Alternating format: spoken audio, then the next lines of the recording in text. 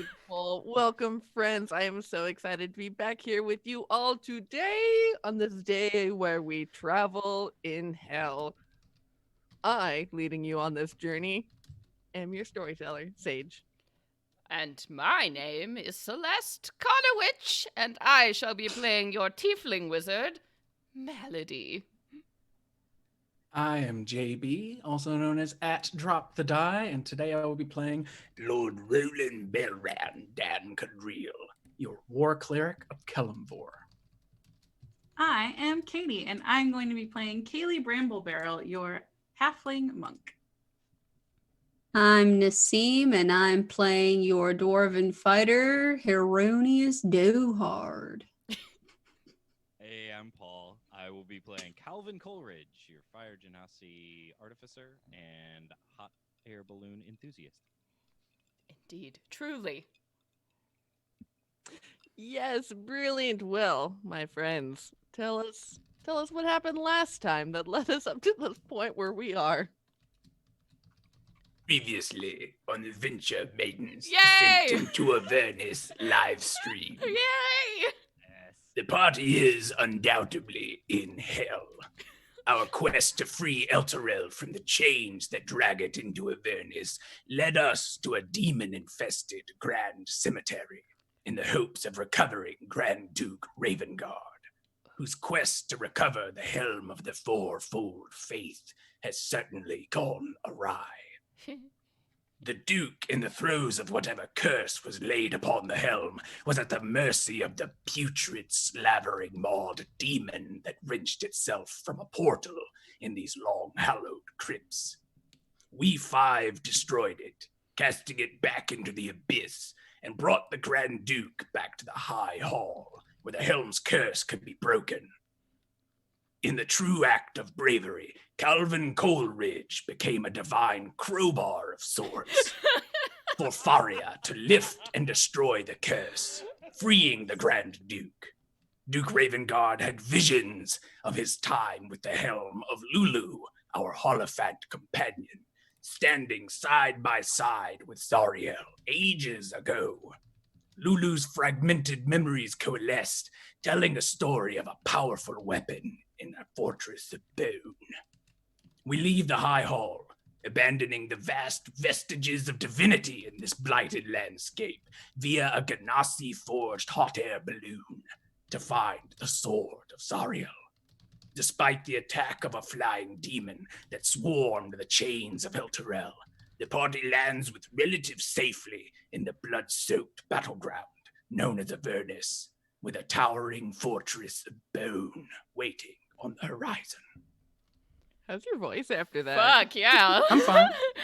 I drank some milk before we started. Ooh, nice. Encoded. And very Protection. Fuck yeah. Yeah. Oh Yeah, my man. gosh, that was epic. Do you have inspiration? Because you should take one if you are able to. I'll take it. I think I spent it Yes. on Paul last session, Yes. so I'll gladly take it. Fair. Hey, very, very good. All right. So to kind of bring it all back together, to kind of give a bigger recap of the things that we've faced and we've learned. It all started in Vanthemper Villa, where you had learned that Lady Duke Vanthemper herself is a high up cultist of Zariel, who was working to try in leagues with Zariel and her minions below her to also attempt to pull Baldur's Gate into hell. Learning that, you made your way to Candlekeep to learn from Silvira Savicus about the direness of the situation. That if Elturel does fall into hell, who knows what ramifications that could have. It's something that is truly unprecedented. And if there's a plan to do this to Baldur's Gate next, well, it should be stopped. Making your way, she sent you to Traxagor, an archmage, and who was an otter, who gifted you Lulu. You can't literal even get otter. through the Yeah, description without laughing.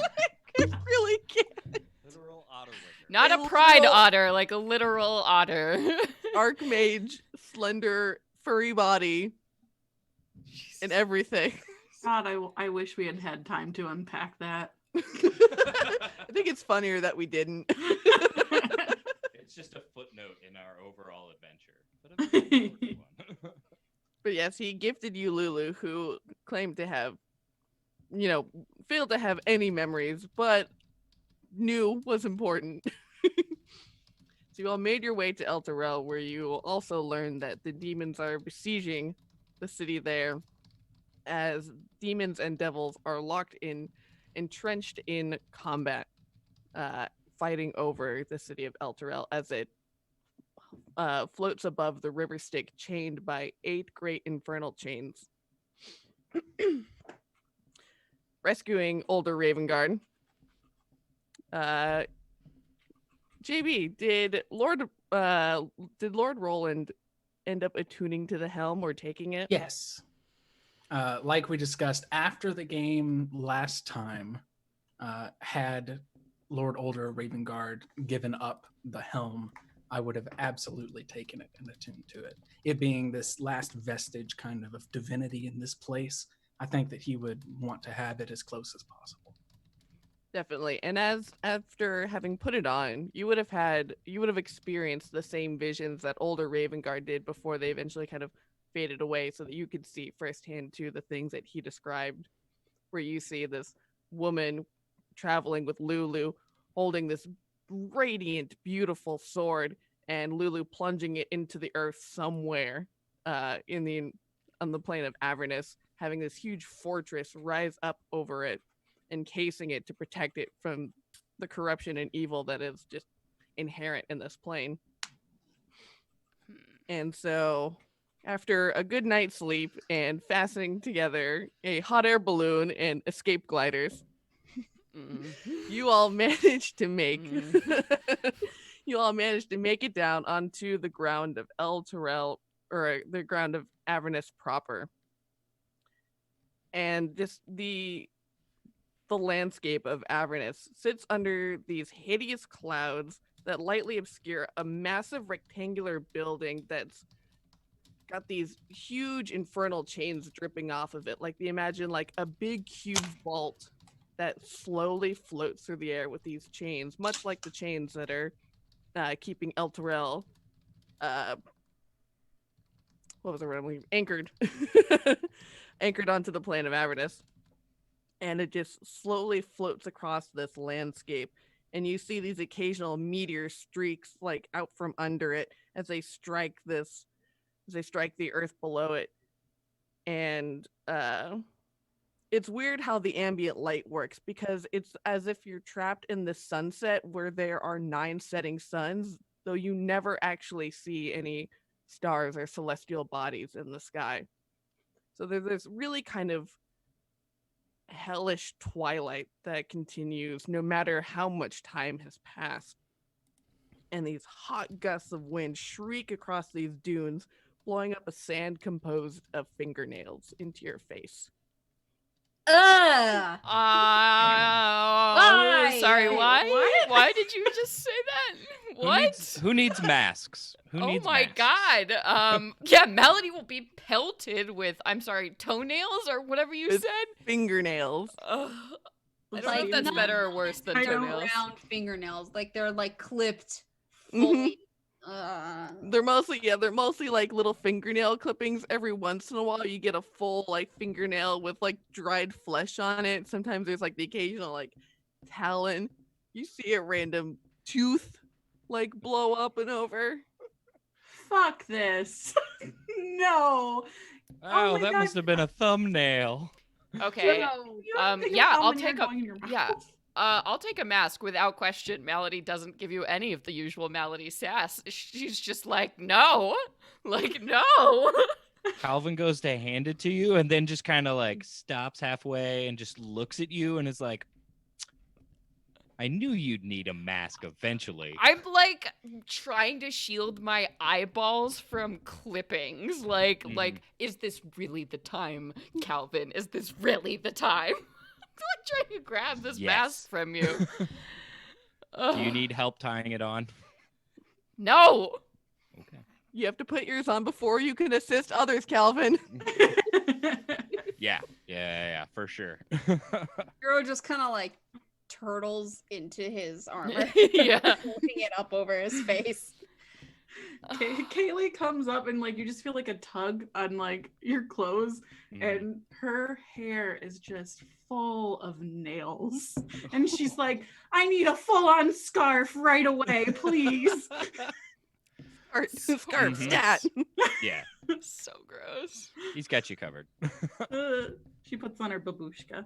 Yeah, he's repurposing one of the kites and turning it into masks and babushkas and whatever other protective gear we might need. So, I want to say, Sage, yeah. if this is some spice you decided to add in, sorry. this is too I'd fucking like far. to no. let you know that we're here. We're got our arms open if you need someone to talk to. Yeah. Oh God. Thank you. I'll keep that in mind. Sorry. How far are we from this fucking keep?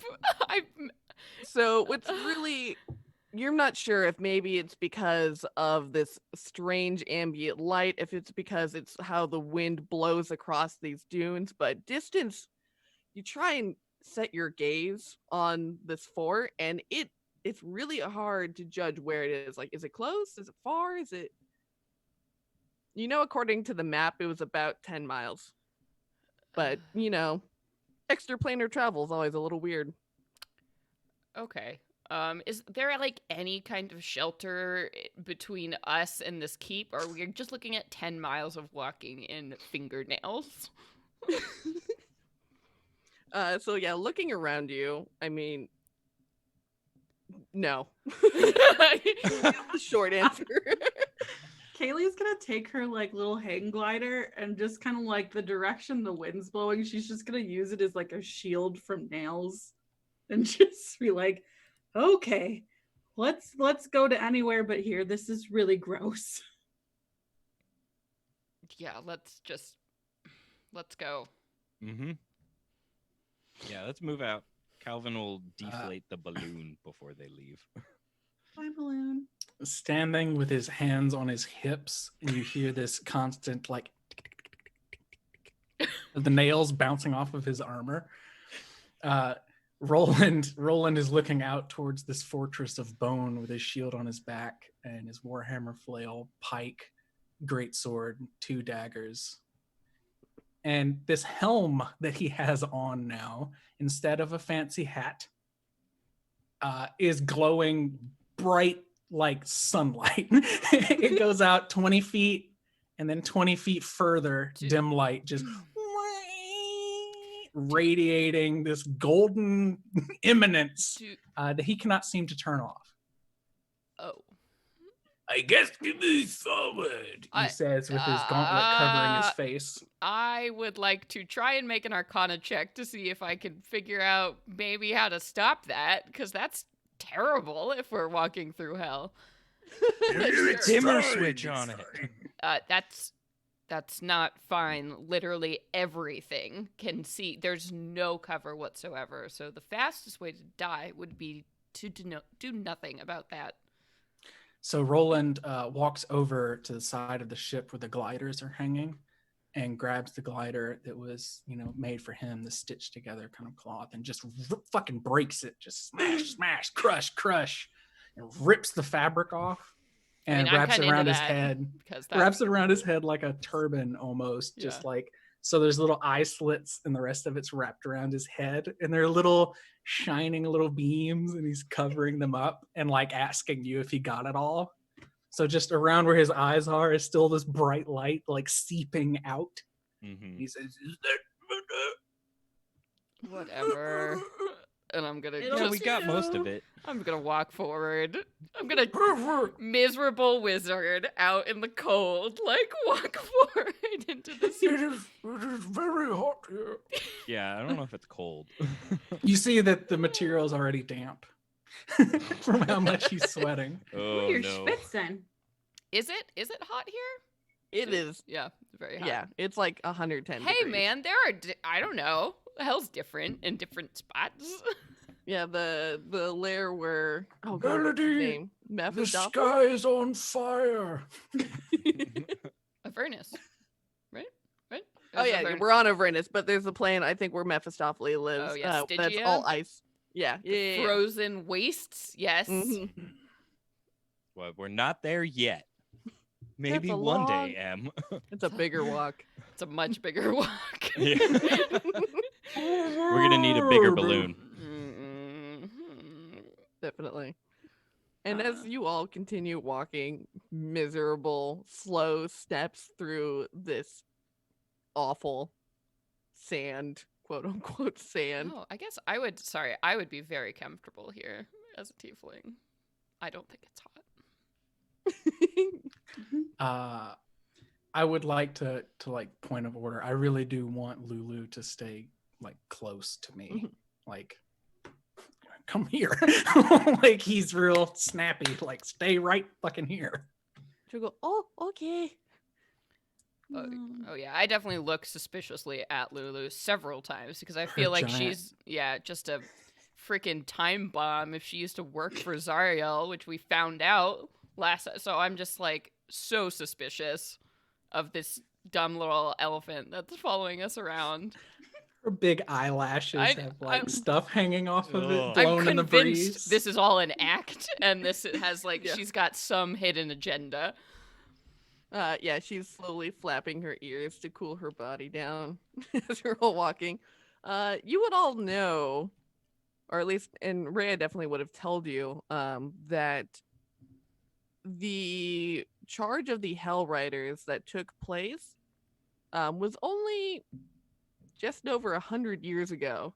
And that was when Zariel had led the Hell Riders into Hell to fight against the hordes of fiends, both demon and devil alike. So Zariel is actually a new ruler. It doesn't make her any better. No, it's true. Makes her worse. Just muttering, getting hit by toenails. I think after like a while of traveling too, like Kaylee starts like lagging behind and she just like looks down at her bare ass little halfling feet and she's like, I hate this place now. Just trudging along, dragging Alvin says, slaughter "Hey, Appa, go back and get Kaylee." No. Oh. You look down at your feet, Kaylee, and then your feet depart the ground, and Roland will pick you up and like put you in the cloak, like almost put you in like a baby Bjorn in the front, so that you can still cover yourself from the wind. Like, come on, this is gross. Never mind, it's the best. I suddenly understand why I have hooves. Ah.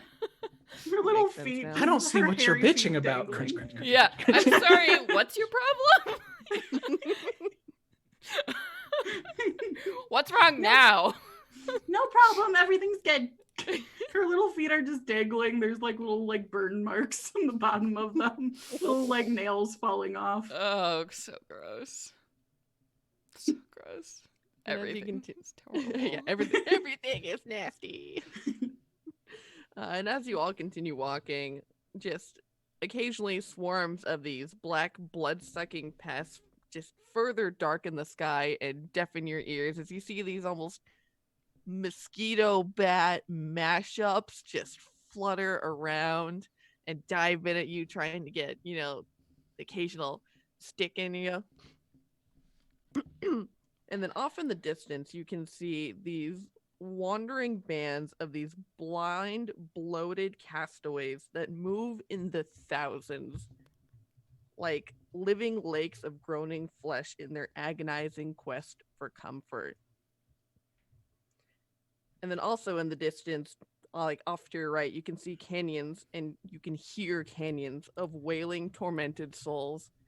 And way off to the east, you see these bubbling tar pits that lead into lakes of lava, which soothe and kind of cool down into these salt flats that are made of tears of the damned.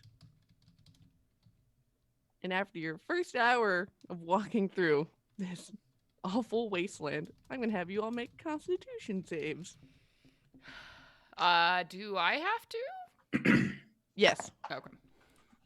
What about me? I was going to ask, can I do one? I do not have a good constitution, but can I have disadvantage on mine for Kaylee to have advantage on hers since I'm carrying her around? Oh yeah, yes, absolutely. Well, I'm fine. yeah. I got a 21. Thanks, Roland. I got a 12. Same Oh. here. Calvin got a 7. Ooh. 4. Ooh. So Calvin and Roland, my two friends who got below 10, you just feel this oppressive heat. But it's not only that, you also feel with each blast of wind that shrieks across your face, you just feel this evil that does not let up and begins to almost feel like it's soaking into your armor and into your skin, and it's you have to put so much energy to push it off and push it away from you that you will take one level of exhaustion as you are traveling. Ouch. Yeah, I'm like, wind smells like evil. Keeps walking. So there's nothing I can do about the heat, but when I feel this oppressive, omnipresent evil kind of seeping in maliciously, do I believe that casting a protection from evil and good would spare Calvin from these effects and just leave me with the... Okay. I will do that.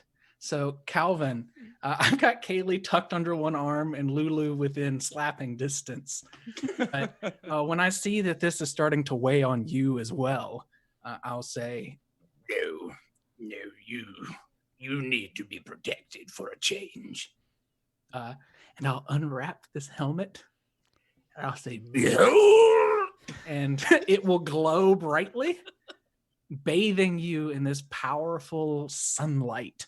And you will have protection from evil and good cast upon you for the 10 minutes that this kind of malaise gives me exhaustion.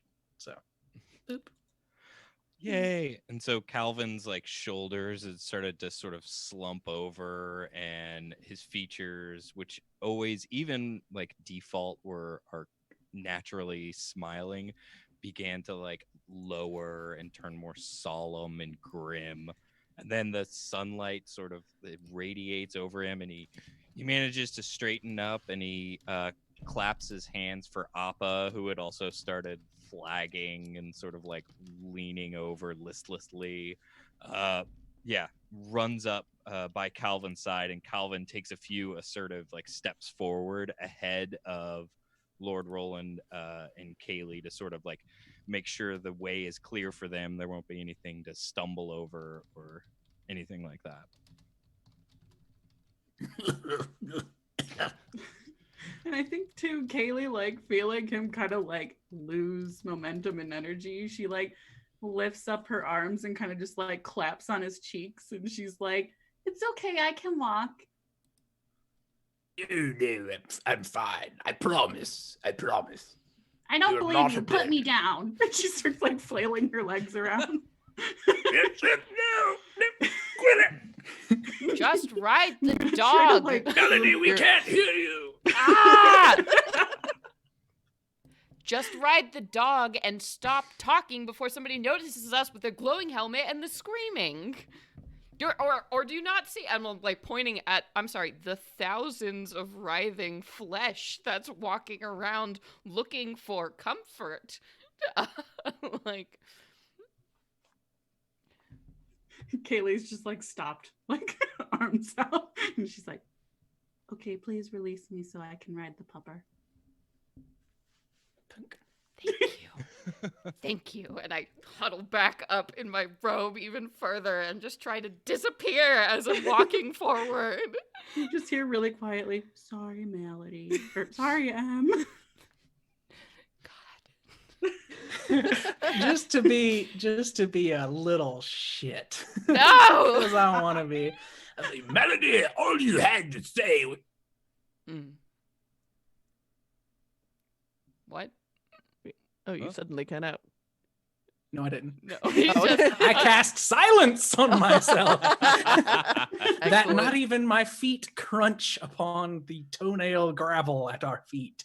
I just give you an exhausted, what a way to waste a spell slot look, and then continue walking forward. How's Hero? Yeah, what's Hero up to? Oh, muted. Hero is trying really hard to tune you all out because he's really struggling to tune out the people and the writhing screams and all of that. He can't really stand to hear people in pain, or whatever in pain. So I'm gonna take a hit from my Fey pipe.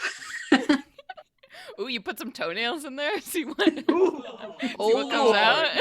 Oh, don't smoke toenails, please. No, I am not Illegal, doing I that. think. No. Just catch some of those bug bats, and squeeze them into the pipe.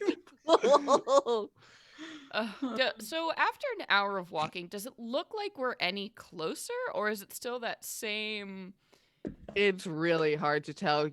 We're Sisyphus. Yeah, Okay. you think you're closer. You've been walking in the right direction. It makes logical sense, but it's like that scene in Monty Python where he's like running in the Holy Grail, where he's like running forward and then it cuts and he's like way back here and running forward again. That's kind of what it feels like.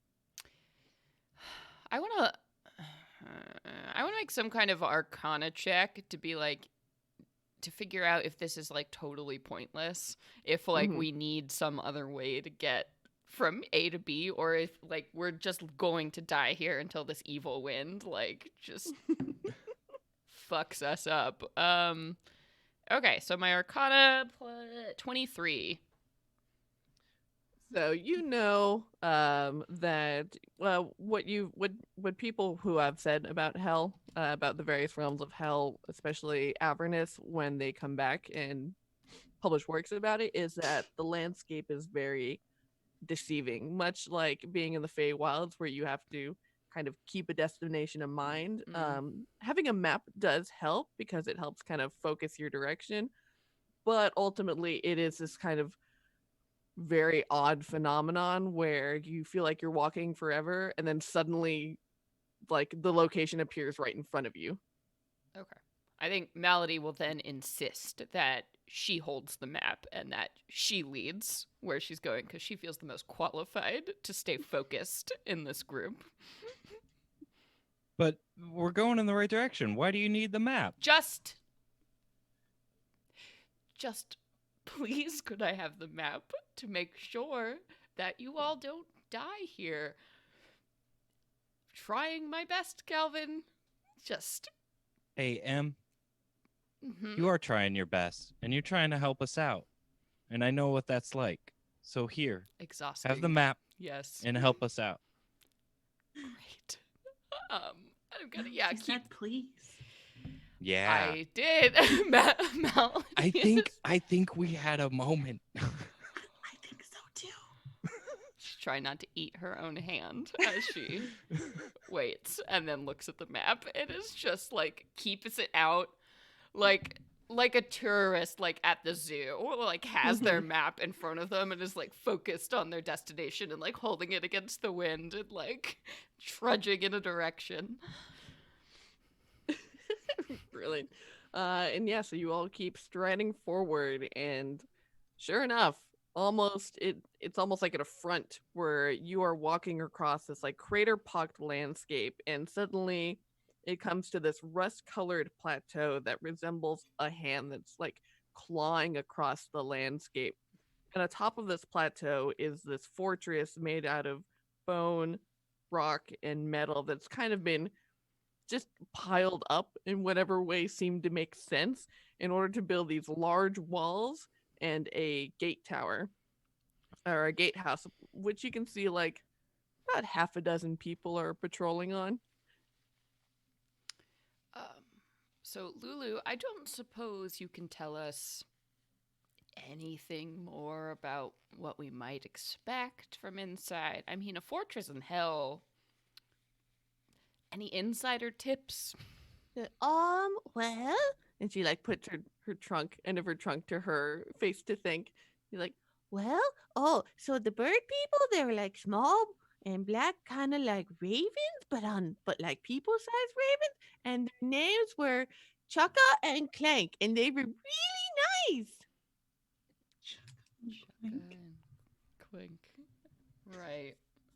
Okay. And is the fort full of just the bird people, or are there other people there too? She like visibly thinks again. No, there were these other weird little people who were like really angry gnomes who wore red hats. Hmm. But they're not gnomes? I don't think they were. Okay. Could I do a check to see if I know? Yeah, make it Arcana or Nature. Celeste unfortunately knows, but let's see if poor Malady. I mean, I would love if you're letting me pick. I'll always pick Arcana. At a 16. So bird people, you're like Aarakocra, Kenku. Don't know how they got here, but maybe. Okay. Little angry gnomes with red hats. You're like, those are red caps. Yeah, I don't.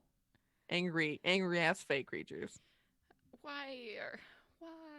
I will turn to everyone and be like, "Oh, good, some blood-hungry fae creatures. Excellent. Fae in hell. Why not? Why not? Great. I thought they lived in the forests and stuff. What the heck? What I- are they doing down here? Apparently, I mean, they do like to murder, so hell might be a natural setting for them. Yeah, sure, that makes sense. Well, great. It sounds like we're gonna have a splendid time here. And Lulu, what? Remind me just once again. What was the purpose in coming here?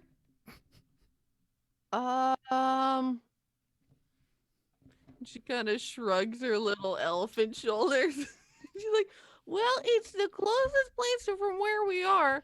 And if there are really nice people there, they could probably help us get to the next place. She sees like M's like Mm-hmm. kind of condescending look, and she's just like, Well, I just wanted to clear that up before we go into a fortress in hell. So. I'm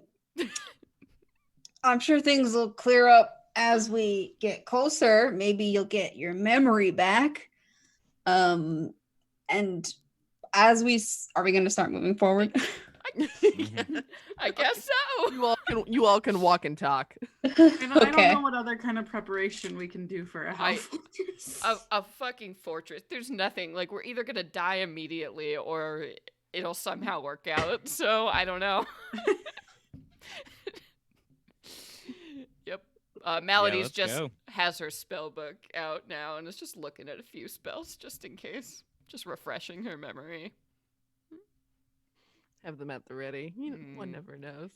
Yes, and so you all continue walking forward until and you have to kind of heal your way up this kind of rocky plateau, and you suddenly now see in front of you atop this plateau is this jagged walls and this large gatehouse, and you sure enough see these little gnomish looking individuals all wearing this kind of blue jacket, brown pants, and a red hat on top.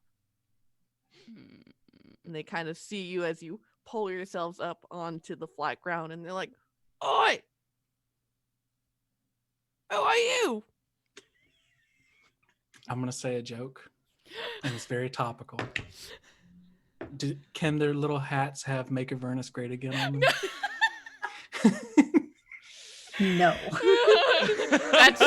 That's too real for Moving hell, on. and we don't. None of that here. Only fantasy hell, not the one we're living in. Thank you. Oh boy. Well, I'm Calvin. I'm gonna say right about here, Hero is starting to feel the effects of his Fae pipe, and oh no. I don't know if we're still excited about seeing what that effect has, but I rolled for it. I rolled What a is it? 13, and it means I cast confusion on myself. What was it that you put in there? Was it just weed? Was it toenails? I mean, Was it- undoubtedly, some of the toenail dust Got probably in. flaked off of me and Mhm. everyone else and got some on the top layer of the weed. Yeah. So it's a in real my powerful little Keef. exactly a light dusting, unintentional dusting, I'm gonna and throw who up. knows what other damage it'll do. But right now, I have become confused. And in initiative format, it means at the start of every turn, I'd have to roll to see what action it makes me do.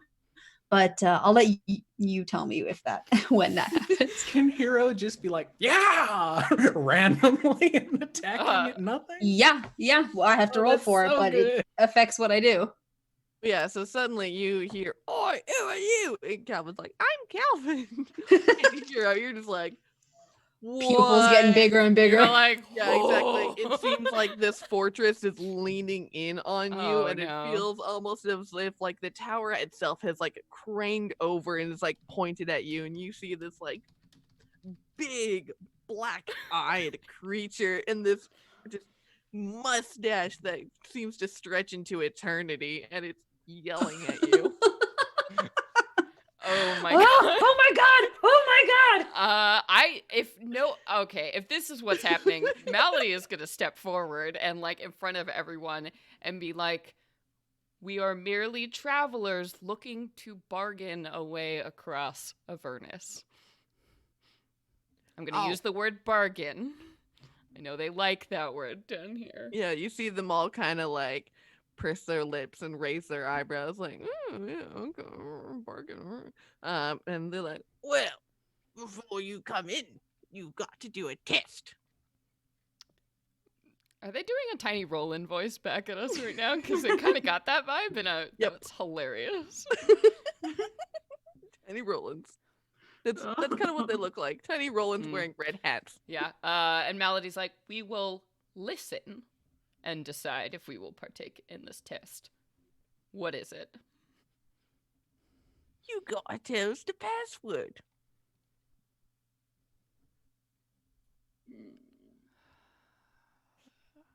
Lulu, do you remember the password? Yeah. Open sesame. Hero. Hero, shh. Okay, I'm like, Hang on. holding him? What's going on? I'm sorry. I got him. It's pretty good, but I'm that's sorry. I'm not sorry. it. Yeah. Squirrel. Okay, based on my knowledge of red caps and hell, is there any kind of guess Malady might have?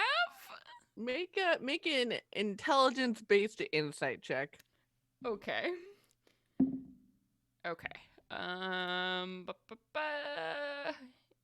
Intelligence-based insight will give me a 15. You know that Fae generally like to fuck with people? Mhm. Maybe they're fucking with you? I'll be like, "Password, shut up," and then I'm gonna keep walking towards the fort. And they all point at the one that you like really like directed to, and they're like, "Ah, she got you!" And they're all slapping each other. Yeah, and I'm punching just each other. staring murder at all of the as I walk through, and I'm like, "Don't look at them, just come on." And Stupid eventually, Fae. after they like finish their like brawling and jesting with and like grab assing with each other, you see one of them goes and very dramatically hops up onto like some sort of platform and cranks this huge lever, and you hear the turning and clicking of gears as this pulley system pulls up this gate for you. So was the password or shut up? I'm sure don't either know. would have worked. Either way, good job, Mm-hmm. Hero, when these gates open, how do you feel about this? Yeah, how do you What's feel, going- man? What's going on in your brain hole? What's about Hero? No, where's Hero at right now? Well, Hero is very much in like hype cat form, where like anything that moves or makes noise, he's looking at it and like flinging his head back and forth and twitching. when the gate starts opening, he'll kind of like dart behind Roland really fast and like peek his head out every couple of seconds. Like, is it up? Is it up? Is it up? Is it done? What is that? And as this gate like slowly, like inch by inch, rolls open, and you can like finally like stick your head and your body in underneath, you see that there is just this rampart is just composed out of stacked up trash and like discarded engine parts.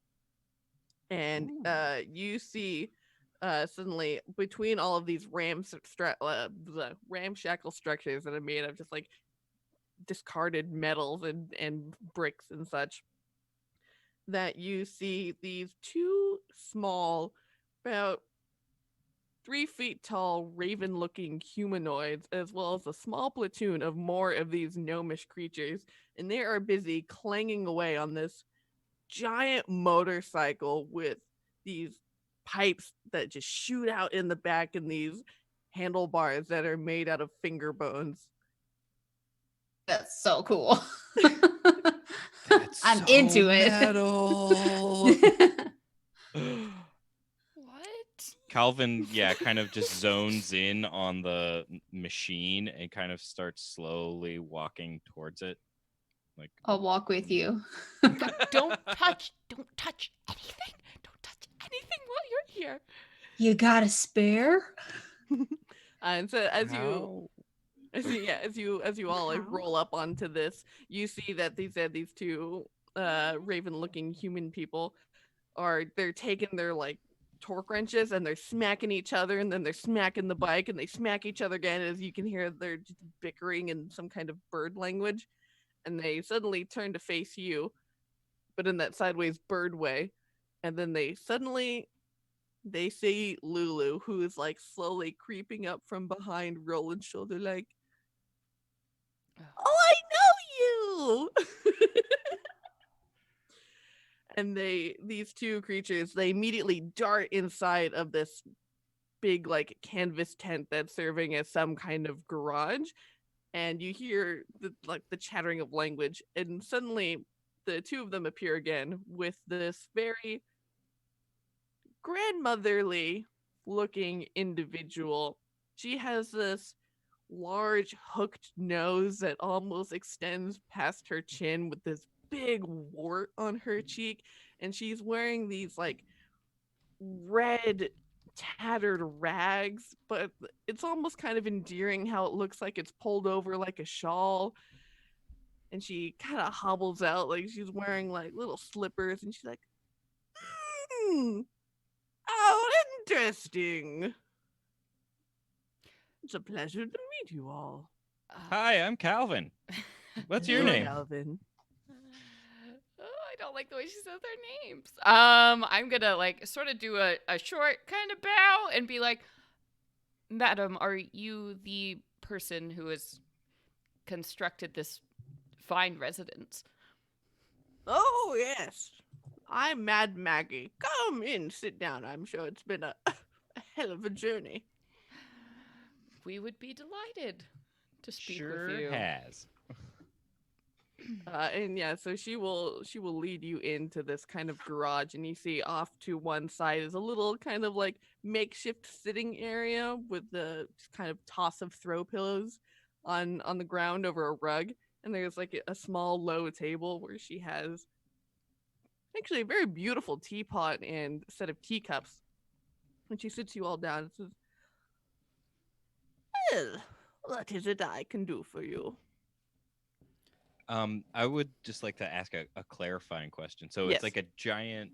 So we're in the sitting area with Mhm. lovely tea and cushions and such, but it's in a garage. Mm-hmm. So it's just like a corner that's set up like this, and then the rest of it has like tools and lifts and Yeah, you see all these parts. Yeah, tools and lifts and parts. The other notable thing about what's in this garage is you see these two huge, easily 20-foot long vehicles that are about 10-15 feet tall, and you see they're put up on stacks of like concrete bricks.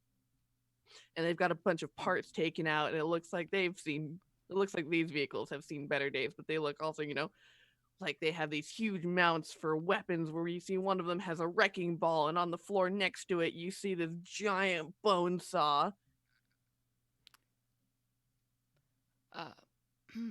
Mad Maggie, we have traveled, well, successfully so far through hell, but we are looking for a way to get even further, and clearly we have come to the right place, and we have heard of your prowess, and well, wish to see what kind of business we can do.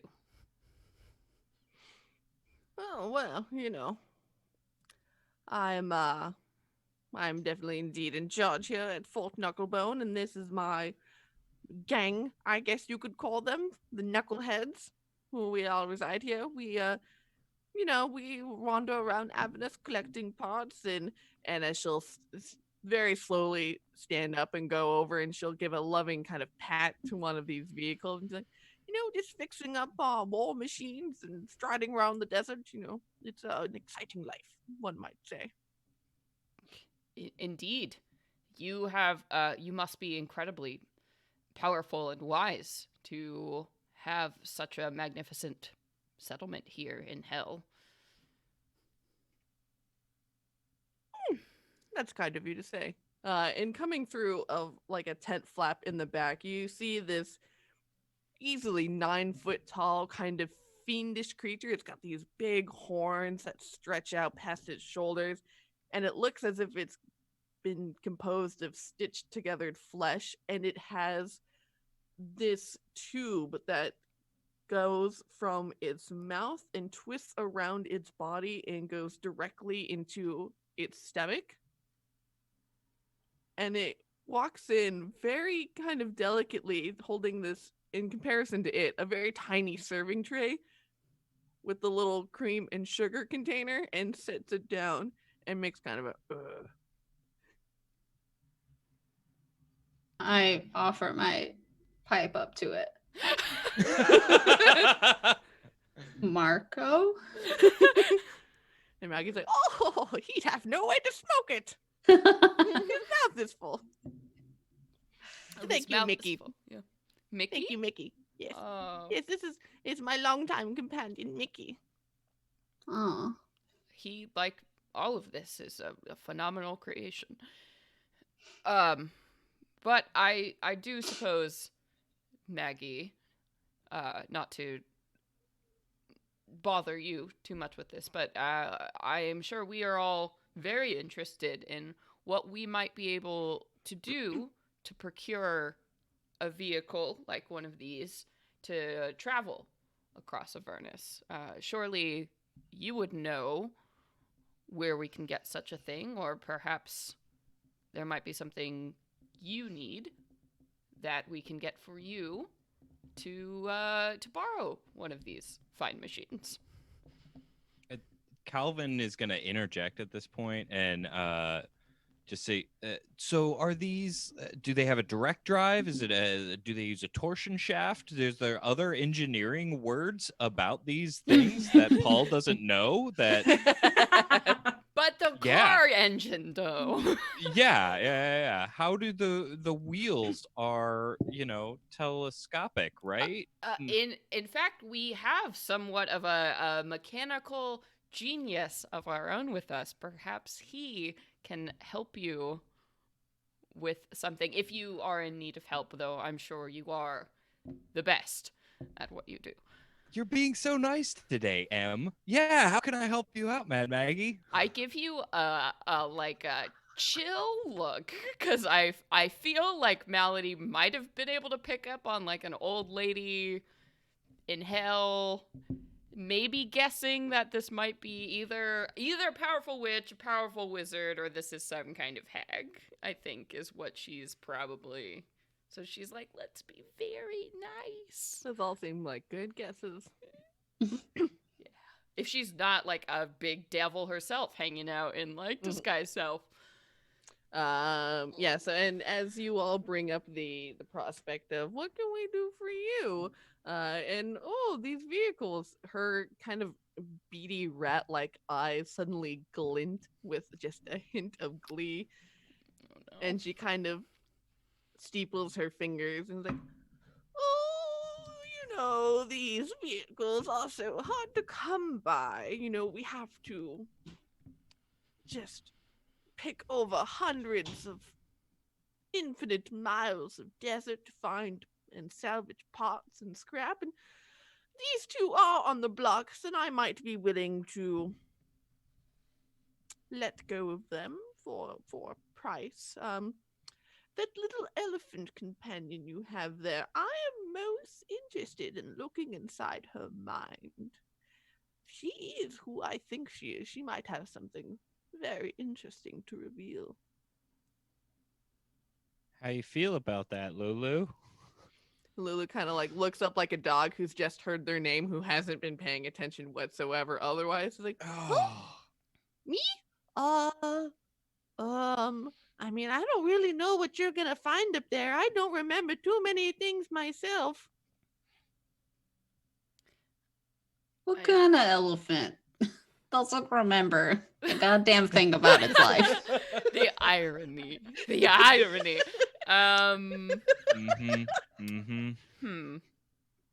So all you would require is a look inside this creature's mind. Would it harm her in any way?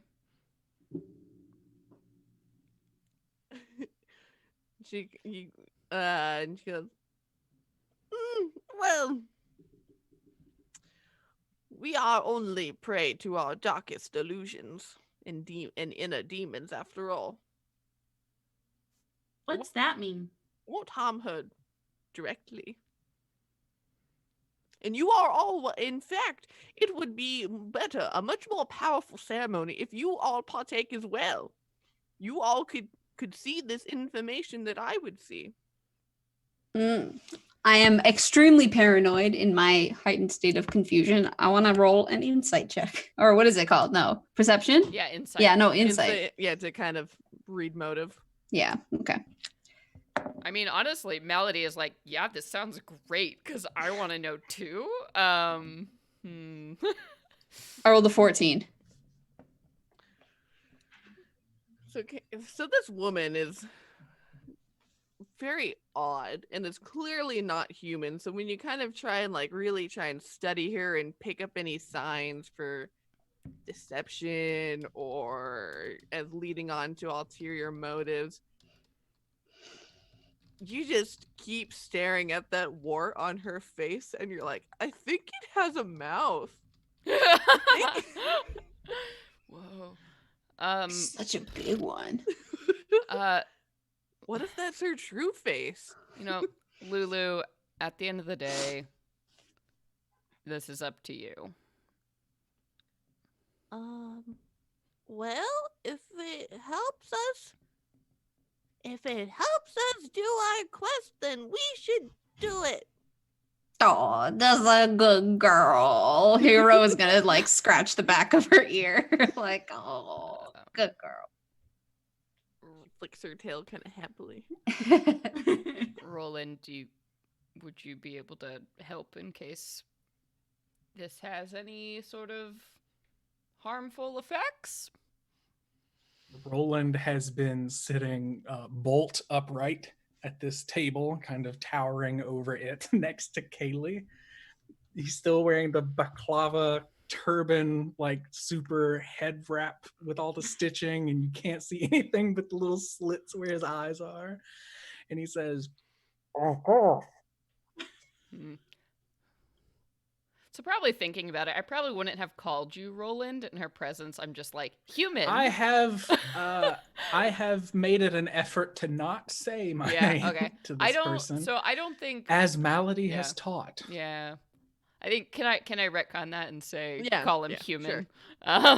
Because I think you're the only one in the group. So I'm also Hello, bristling human. with weapons. yeah, Just- exactly. Sweet. Yeah. Well, I guess let's do it. And in exchange, you will give us these 2 devices? Well, we'll see how the day goes. We have to wait until nighttime, which I know is a weird concept here, but we have to wait till, and she checks her wrist, which has nothing on it, but she looks at it and she plucks a hair out and she puts it on her tongue and she's like, about 5 more hours would be ideal. So if you all would like to browse around the fortress, you all will be fine. I'll make sure that my cohort does not harm you in any way. And you, young man, as she motions to Calvin, if you would like to poke around, of course, feel free. Chugga, clank, and you see these 2 bird people hop inside the tent, and they're hitting each other with the torque wrench. Perhaps this young man could help you figure out what's wrong with this machine, what's been troubling it. And they go, oh, guess, boss. Yeah. Yes, all Calvin the frat doesn't bros. even like look back over his shoulder at the rest of the group. He just beelines it out there. Mad Maggie, you are benevolent, and we are so gracious for your hospitality. Oh, good. Thank you. Just don't kill too many of the madcaps. I can only get so many, I get a good deal on them. Mad caps. She calls them that, and Melody's like, what does that mean? But we'll just nod. And so you all now have free reign to wander around this fortress as she starts preparing this ritual. Have the toenails let up inside this fortress?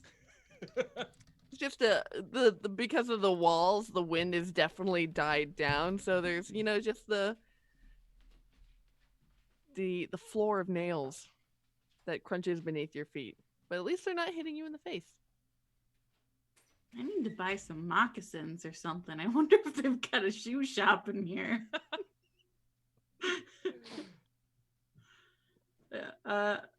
I think that at this time, just because of this, I kind of want to look around and see if they have like anywhere where I can purchase some fucking shoes, because this isn't gonna work. Yeah, you see all of these individuals who am referred to as red caps. They are all wearing these like little delicate little baby leather shoes. And so as you kind of take the corner around this large garage, you can see that there is indeed like a little cobbler who he's making all of these little tiny shoes for all of his compatriots. She's gonna excitedly, I don't know if anyone's coming with her. If not, that's fine. But she'll be like, excuse me, sir. I see that you are a shoemaker, and I'm in the market for shoes. Great. What do you have to pay for them? She's just gonna like open up her like little sack and like just takes out like pudding cups, puts them on the floor. She takes out a crowbar that was like sticking out of the back. She's like, and I got some jerky, and I got some gold.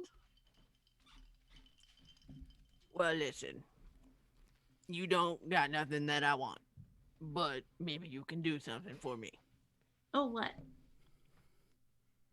Do you see those madcaps over there? And he points this small stubby finger over to a group of these individuals who look like the red caps, but instead of there being like, in a very fairy kind of way of their little propped up, perfect looking red hats, these creatures, it's almost like as if the red cap has melted over and is dripping off their faces, as it's like looks like this kind of red ichor. Their hats are broken. Yeah, those are madcaps. The nasty little buggers, and one of them took my tooth. And he points inside of his mouth, and you see this big gaping hole in his mouth that's like scabbed over and disgusting.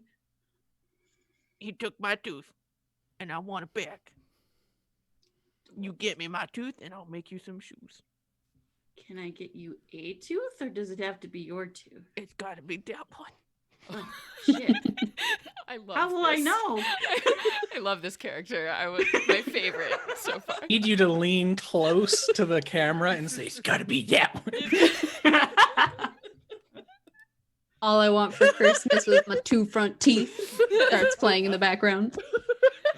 You only said one. I'm only giving you one. That wasn't the deal.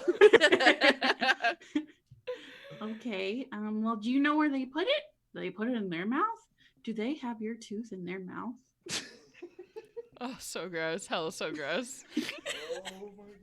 Probably. They're nasty little buggers. I seen them put worse things in their mouths.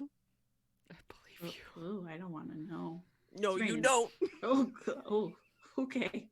All right. Well, let me see what I can do, and I'll follow up. I wear a size 3 children's, so just get that ready. He leans over his workshop table and he looks at your feet. He's like, I got it. Okay. Give a little wiggle room for the hair on top. And she's gonna just kind of like make her way back over to her little party, and she's like, so I need shoes, and I was talking to that cobbler guy over there, and he said that if I got his tooth back from those other guys with the melty heads, that he'd make me shoes, because I took out my whole bag of gold. Normally when that happens, they just tell me that's how much they need, but this guy wants a tooth. So pretty much you yell at me for everything I say, so I didn't want to go up and talk to them without like talking to you, because I don't want to make you mad again.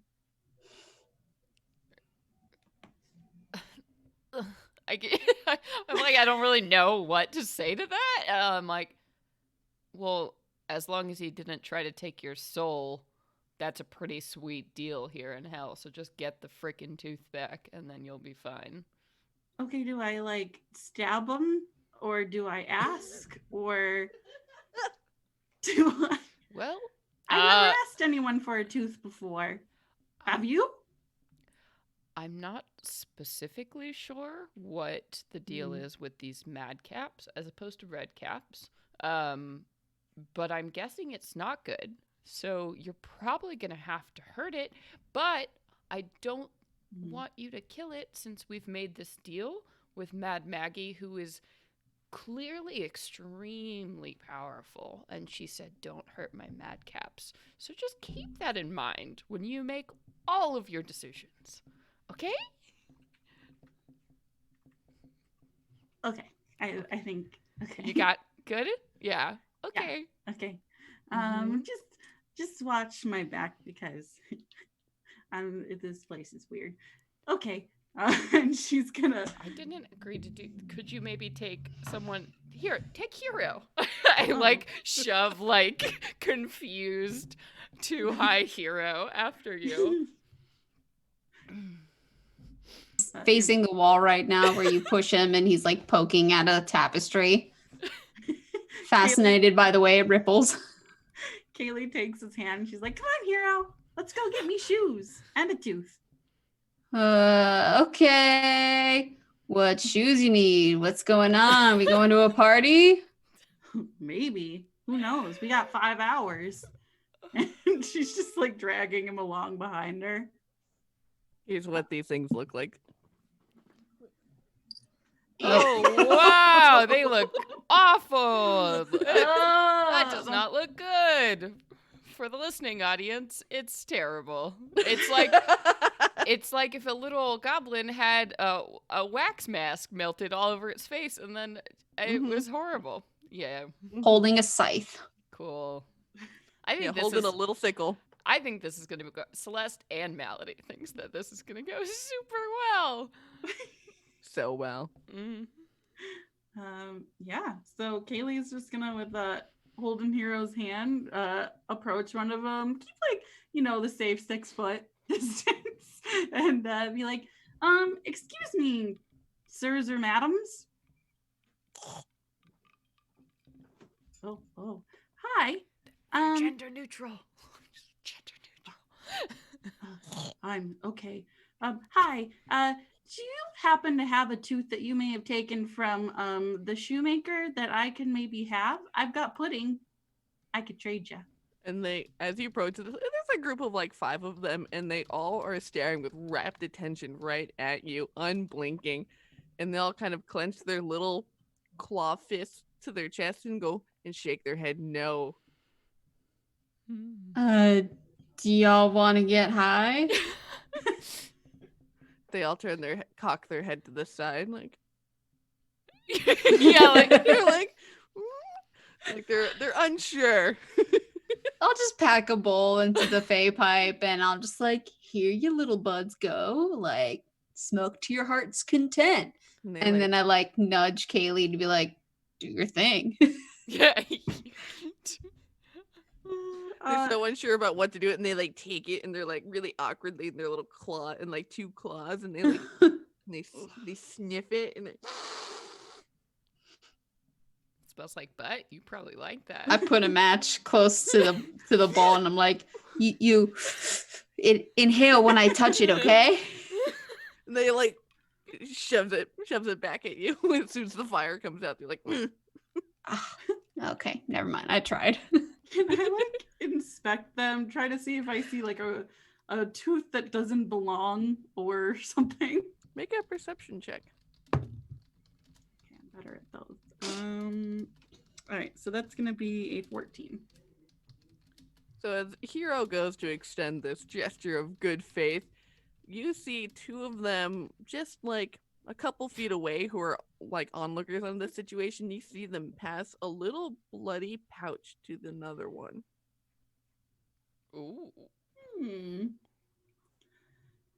Well, Hero, why don't you go and help them learn how to do that? And I'll be right back. I gotta use the little halfling room. Maybe my feet won't dangle on these toilets. And she's gonna try to like slip and behind anything that she can kind of like go into stealth mode after leaving the area. Yeah, there are piles of debris and rubble everywhere. You can easily like pick over and through some debris to shield yourself from view. Perfect.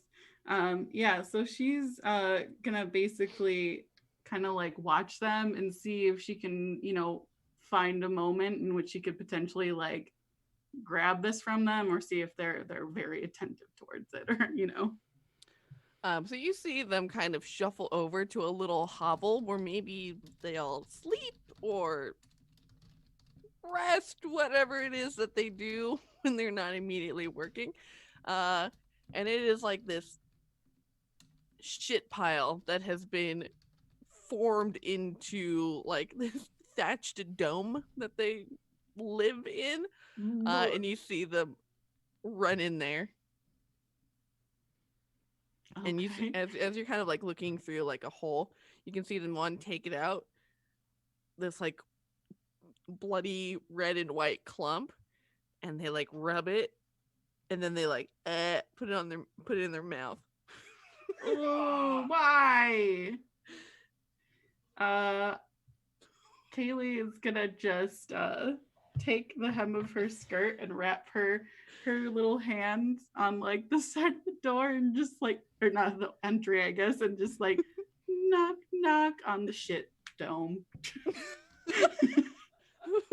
And they're all sitting in like this like pile of God knows what, a couch, and they immediately look at you and with great suspicion, but are sitting still and not moving. She's like, excuse me, I would like that tooth candy you have. I'm gonna need it. They shake their head. Mm-mm-mm. What if I gave you 2 teeth for that tooth? And they sign at each other like 1, 2, 2 better than 1. Should we do it? And they nod at you. And she's like, and and Psycho Kaylee is going to literally take out her dagger and kind of with the flame effect in the back of her top, go and wrench out two of her teeth and try to cauterize as she goes. And as you do this, as you inflict this, as you inflict this onto yourself, suddenly, all of a sudden, your mind just travels somewhere else, and you recall this memory of being in a dark room, chained to a wall, and storming through suddenly a big prison door are these people who unchain you and drag you out, and they throw you into the center of some kind of arcane circle, and you become trapped in the circle as they are performing this horrible kind of arcane experimentation on you, and you feel your mind racked with pain as you suddenly recall this very traumatic memory of when you were captured by a cult. Yeah, I think for a while, like her pupils dilate and her breathing intensifies, is like just like dripping blood is coming from her mouth. And she kind of forgets where she is for a moment, and then like looks back up at them, and like her eyes, which are like this lovely lavender but typically just dead looking, there's like a little spark of like crazy behind them almost, and she closes them once again and just puts her hand out and spits out the teeth, and she's like, I would like that tooth now, please. And they look at you with like kind of awe and reverence, and they go, Polo sticks out his tongue and takes it off and puts it in the little pouch and hands it to you, and holds out their hands to receive the two that you've wrenched out of your mouth. And she just drops them into their hands, and just takes the hem of her dress and just like wets it with her tongue and wipes away the blood that's there. And she's like, all right, thank you for the business. Kaylee, And I would like to give you a point of inspiration for that bold move. For fucking real, that's like the craziest, Jesus hardest Christ. shit Yeah. anyone's ever done in D&D that I've ever You played. you cut out two of your molars for moccasins. Hell moccasins. These better be the best shoes you've ever worn. I'm sure they won't be. I'm sure they different won't. priorities. I was like, Calvin could just make you some. Oh my moccasins, god. Kaylee. Shit. He doesn't need See, help. But if that Melody shows- had seen that, maybe we would have some basis for like That shows what friendship. hell I does to don't- people. Yeah, I don't know. Whoa.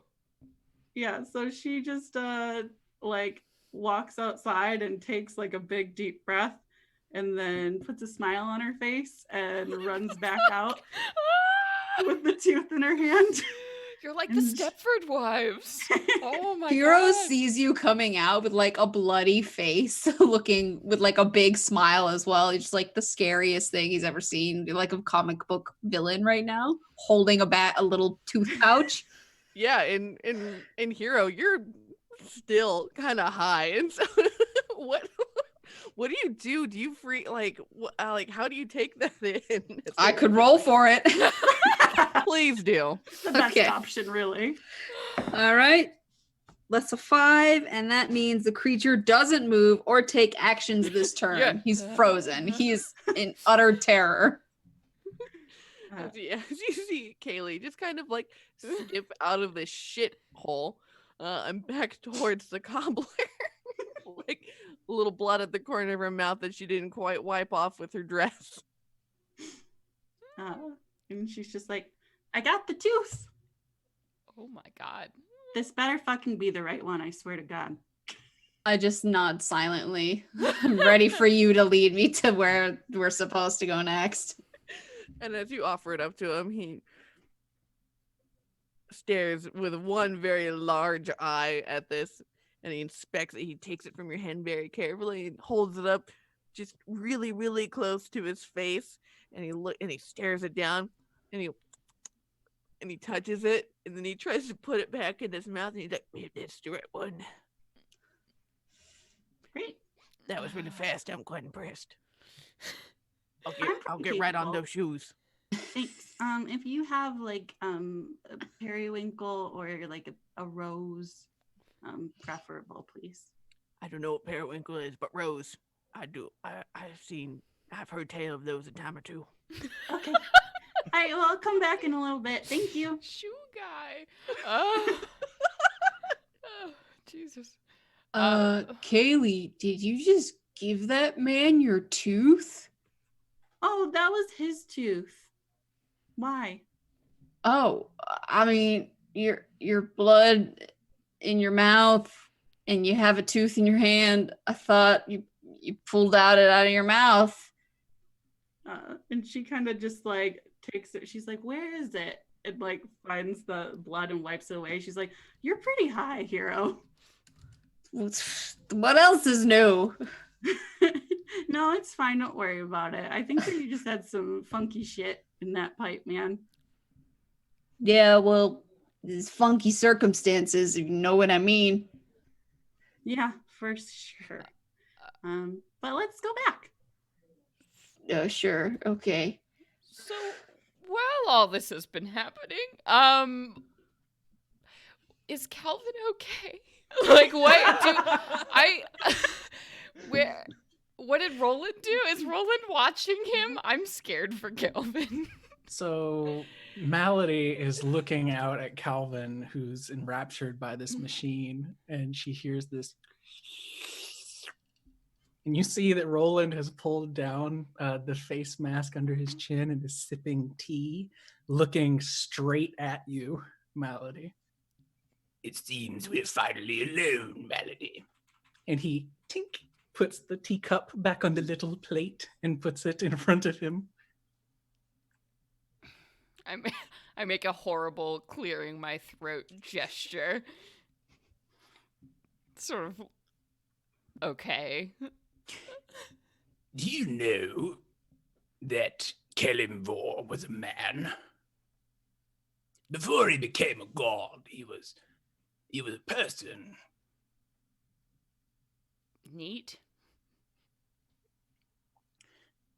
He did what we do right now, Melody. He traveled, went to high adventures, things like that. You know, I feel like you might be looping me into a general category that perhaps I don't fit, but sure, Roland, he did what you do, high adventure. No. It wasn't high adventure. He set out on a trek, a quest, with his friends. One of them was Cyric. I'm sure you know that name, god of murder and mischief. We killed some of his cultists in Baldur's Gate. Heard of it, but again, I wasn't much for churches growing up, so this is a fascinating new tale for me. Neither was I, actually. I didn't want to be a priest of Kelimvor. Malady at this point looks like a teenager who's like at a party, like when a 60-year-old man is like trying to tell her about life. So she's like, The truth is, Malady, I bring this up because one of the things that Cyric wrote about in his own diaries when he was a man was that despite the adulation, despite always having high adventure and companions, he was rather lonely and misunderstood by most. And to be honest with you, And he's like adjusting this little tea mug on this small little plate, like he's fiddling with it, not quite looking at you. I'm crossing my arms further than humanly possible. he says, to be honest with you, that's how it felt for me to be in the clergy. It was rather lonely, making bread, tending weapons, reciting the same stories over and over, learning, trying to be better, spending all my days in books. He looks at you poignantly. With no one who understood me. He looks at you again and then looks back down at the cup. You see, I didn't really know true friendship until I met Kaylee. It's not been a long time. It's been very short. And to be honest, I feel that you and I have always butted heads. But to be honest, I have more in common with you than any other person I've ever met in my life. And he stopped fiddling with the cup and he's just looking at you with these weather-beaten eyes. He's seen so much. And he says, the truth is, I didn't come to hell to be a hero, go on a grand adventure, as you say. I came to hell because you needed me to. I don't care about Elturel. I don't know them. I know you. Kaylee, Erroneous, Calvin. So, while we have a moment on our first steps in this journey, I wanted to tell you, you don't have to think of me as an enemy. I'm here for you. Shield, be evil or not, I don't care. If you have a devil on your shoulder, I don't care. If you need me to do something, just say it, and I'll do it. That's why I'm here. And I think through all this, you see Malady is getting visibly, like, angry, upset. And I think maybe for the first time, you might notice how young Malady actually is. You know, she's only, like, 18 years old, right? Like, in all the middle of this. And she just gets so purple in the face, like, as you're saying this. And I think she stands up and she's like, I never asked for any of you to come with me. I was going to be here whether you were or not, and it's not my fault if your ass dies because it's me. It's not my fault. You keep talking about, like, friendship and loneliness. Some of us don't have fucking time. Some of us don't have space for that. Some of us have a lot more at stake than all of that. So I'm sorry if I'm not here to make friends. I didn't ask for any of you to come with me. It wasn't my fault that Calvin's dad got into all this. It's not my fault that I know any of you or any of this, and I'm not fucking here to make friends, okay? I'm here to not die and spend my life as one of those fucking things outside that we just saw. That's all I'm here to do, and I don't... And I think she kind of, like, lets out, like, just a teenage fury noise and, like, just needs to get out of there. She just needs to get out of there. Roland will stand and, like, between you and the door kind of thing. And he says, that's why we came. You didn't ask. That's why you deserve help, you foolish girl. That's why we're here, not to suck up to you, not to take something from you. I came with you to hell, Malady. And I didn't ask you. Hell with I you. didn't ask any of you. Jeez, I can't. When you die or worse, it's not on me, okay? It's not on me. You know what? You should just get out of here right now. None of you deserve to be here. I'm the only person who deserves to be here. I'm the one who's contracted to fucking live here for all eternity if I die. So that's me. That's not on you. Perhaps there's something I can say that will alleviate a small burden from your highly mind. doubt it, Roland. But you know what? You're on a roll. So go for it. What else do you want to say to me? I don't care if I die.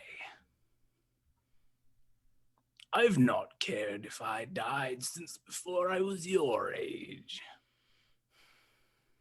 My life is to help others feel better, help others succeed. And if I can die and somehow help you and the people of Elturel or Baldur's Gate, that's fine with me. Don't worry about me. Worry about yourself. Worry about finishing this. That's all I want. That's That all? and for you to trust me just a little. I have never, ever been able to live a single day of my life without knowing that if I die, something way worse awaits me than this fucking horrible life I've been dealt. So that's so nice for you that you don't have to worry about dying. You enjoy that. You enjoy that every fucking day. I have no idea what a real life feels like without being scared to die. So cool, Roland. So glad you have your God and people to look out for you and a family who gave you money. That's awesome. And you know what? Sure, maybe we can be friends at the end of this. But I'm a hell of a long way from being there. So can you just give me some space right now? I'm just going to ask for some space. I just need to, like... He smiles and nods and lifts the scraps of cloth that he has covering this giant sun-crested helmet. And he says, well, I feel that we've said what we needed to say. Please take all the time you need. I'll be here watching after Calvin. Great. I'm gonna walk wherever I can walk. That is not like into toenail hell, but not into like a crowd full of people. Yeah, so as you step out and you make a sharp left right out of this garage and you turn another corner and you eventually you find a kind of quiet place. It's behind a stacked up thing of tires where no one seems to be. I don't think I cry. I don't think Melody cries anymore, but I don't think she feels great about it. And I think she'll kind of slump over and, I don't know, maybe read her spell book or just something. She does, usually when things get so shit, she can't breathe. Yeah, I'm gonna hide in a corner.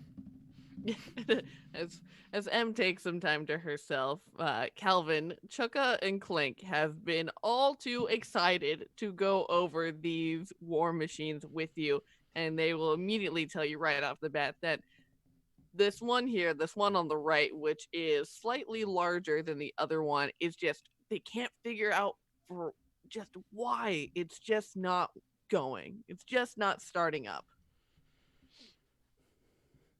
Well, go ahead and try and turn it over, and then we can see, maybe it'll make a sound. Where's the engine? Wait, how many axles does it have? Wait, does it use like cylinder brakes or are they pad brakes? Wait, what about this thing? What kind of exhaust does it use? Wait, what's the propulsion system? Is it like a coal steam engine? What fires it? And as you ask, what fires it? One of them leads you up onto this vehicle, and at the back there's actually a small kind of like, how in trains where you can shovel coal into to fuel the train. Mm-hmm. Very much that. Lying, kind of scattering the floor of this vehicle, you see are these large gold coins that are about 3 inches across and about an inch thick. Mm-hmm. And there's just like piles of them. There's like a scattering of like 10 on the ground. Oh, okay. And one of the bird people goes, Yes, soul coins. Soul coins make War Machine go. Oh, that's exactly what it sounds like, isn't it? A coin Probably. Yeah. Coin made of soul. Here, listen. And he passes you one off. Calvin takes it in his hand. As you kind of focus your attention on it, you hear this destitute crying, just, oh, Lenore. Just the wailing of this troubled, trapped soul within this coin. Oh, Calvin is conflicted.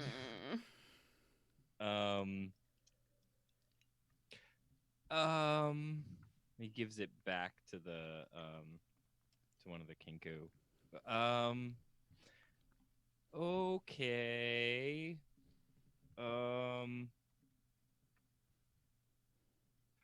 We'll put a pin in that for now. How? So what does it sound like when we try to turn it on?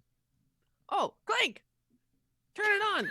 And the other one hops up into the driver's seat, and starts to like crank the key in the ignition, and you hear this as it fails to like turn over and start. Can Calvin make an investigation check? Absolutely. Sweet. It's a 13. So even looking through, you're definitely familiar with machines and engines and all those sort of things, and you're looking through, and you're pretty sure you found the source of the problem. As you see that one of the Kenku is trying to turn the engine. You see one gear just isn't going with the rest of them, and it's holding up the works that's keep this machine going, or to get it to start up. Okay. Oh, here's your problem right here. This gear is it's locked up. We need to oil it or swap it out or something. And you see they both go over and they kind of like dive into this engine compartment because it's so huge and vast and kind of actually relatively empty compared to all the parts in here, because it's just like things being held together by band-aids and rubber bands. And as you point to this one, it is this large, very spiky gear, as if it's made out of the spines of some kind of creature. And they go, oh, yeah, okay. Well, we're gonna have to figure out what we're gonna do about that one. Do you not have another one? Nope, one of a kind. Oh, so we can. So we got to make something to fill its spot, huh? Perhaps. Maybe. I've made a thing or two in my day. I might be able to make a thing for this thing. And they like. Go ahead. Yeah, let me see what you got out there in one of those piles. And Calvin will jump out and then like Scrooge McDuck into one of the trash spare parts piles of rust, not caring for tetanus at all. Just like dives in and kind of starts like throwing things around and pulling parts out, looking for scrap or something he could MacGyver into place. Yeah, and so as you're kind of looking through, make an investigation check, I guess, to see like you've got the shape in mind. See if you can find the right materials for the job. That's a 22. Oh yeah, so you're like, oh, if I take this over here and this over here, and oh, I could use this as a base, and I could attach these onto there, and you kind of like start fiddling with the blueprints in your mind, and you think you could easily do it. Excellent. So as Calvin is doing that and working on strapping together a makeshift gear, Hero and Kaylee, what's going on after the cobbler? Kaylee is just heading back to the garage. This time around, she's not holding Hero's hand. She's kind of, keeping space between them. And she, after like her big smile and big show, as it were, she's just kind of quiet, getting to where she needs to go until she gets there. And as the two of you walk up, you see Melody kind of furiously storm off in a huff. You see Calvin like fiddling together with stuff and like putting stuff together and working on this big war machine. You see Mad Maggie's she's walking around very calmly, like making sure that everyone's doing what they're supposed to be doing. And you see her flesh golem Mickey off to one side. He's actually hopping around like on one leg. And kind of doing this thing, and you see that these other red caps join up and they start mimicking the same motion, and they're like, "Oh, do the Mickey!" And they're like hopping around on one leg. Oh, poor Mickey. Oh, I'm gonna join them. I'll start hopping around too. Yes, of course. I love this tableau. Here comes the disco mace, y'all. Melody's 100% more miserable than she was just 15 seconds ago. She's not there, but she can feel that something horrible is happening. Yeah, I think Kaylee just like sits down next to Roland, like watching them, and just like takes out a pudding cup and one of like her travel utensils and just kind of like puts a spoonful in. You can see as her like mouth closes on the spoon, like she doesn't say anything, but just like her eyes well up a little bit. And she just eats the pudding, and then after a while just clunk leans her head on Roland. While you're eating this pudding cup, Roland reaches into this little side pouch thing, and Kaylee feels something like in her hair, and it's Roland with a hair comb combing out the little stuff that's stuck in your hair. Like detritus from hell that's been stuck in your Toenails. curly, frizzy hair. Yeah, and And she just like silently, he's just doing it. She does the move, where you're crying really bad, but you don't want people to cry, so you turn your head into them and like gives him a hug and just lets him brush her hair. He does so without saying anything, just kind of letting you be there.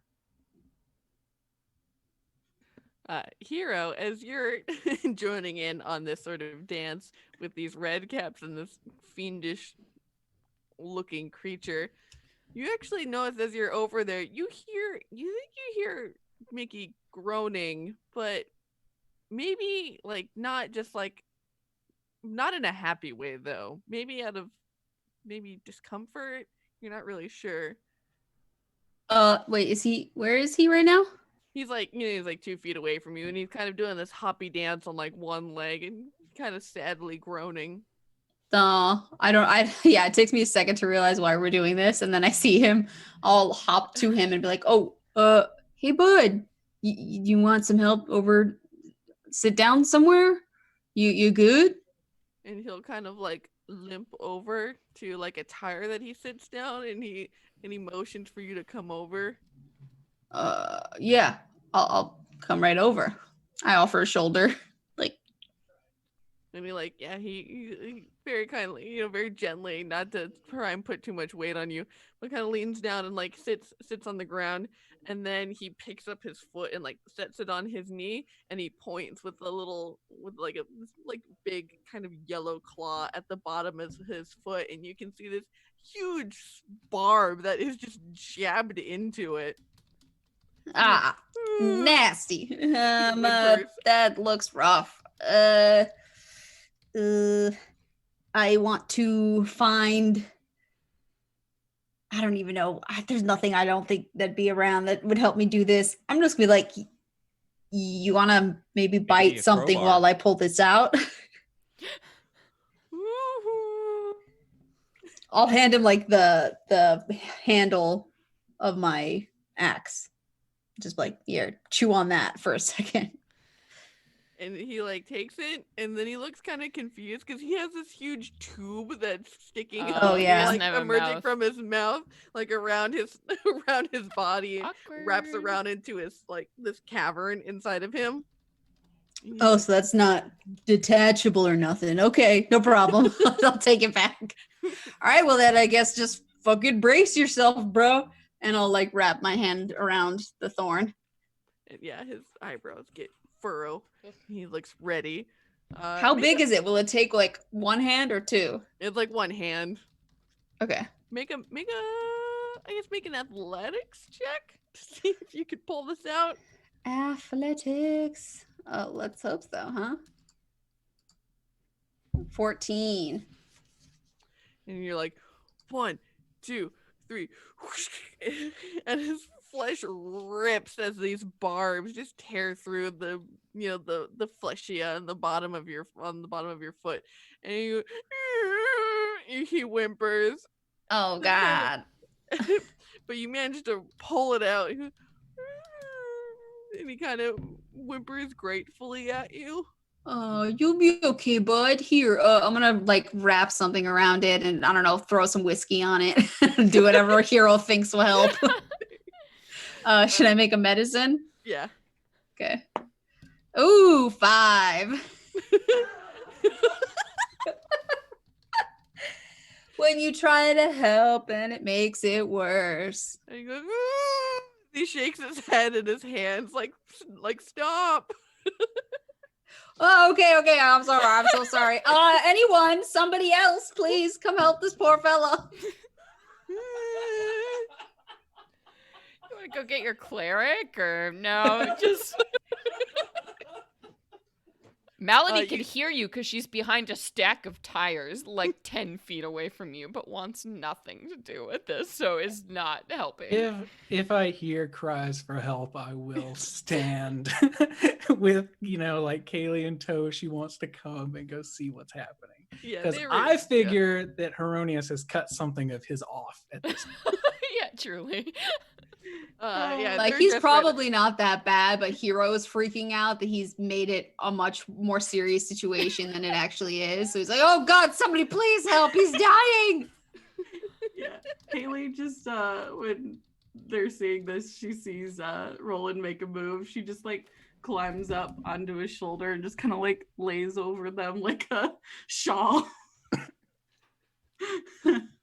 So when I take one look at this scene and I see this construct with its leg up and like ooze coming out of its foot where a gaping wound is, I was like, I don't really know how to approach this, if I'm being honest. These things don't heal like living creatures.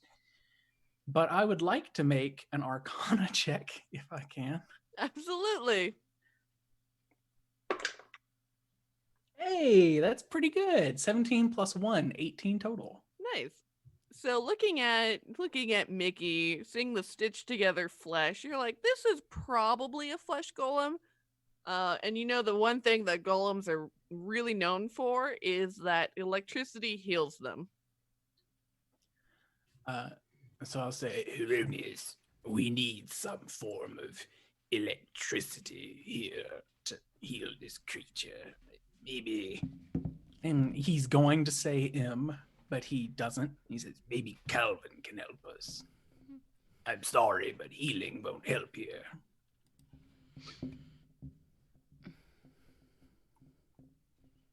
Calvin.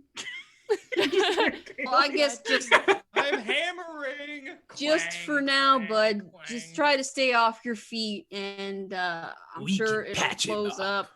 Oh, yes. We Yeah. can patch him up until someone with better magic comes along.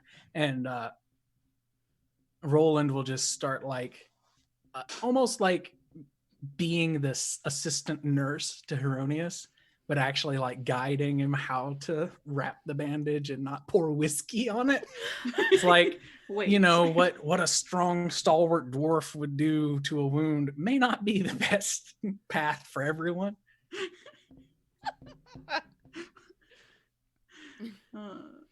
So yeah, you all can lead him over to Calvin, who is busy hammering away.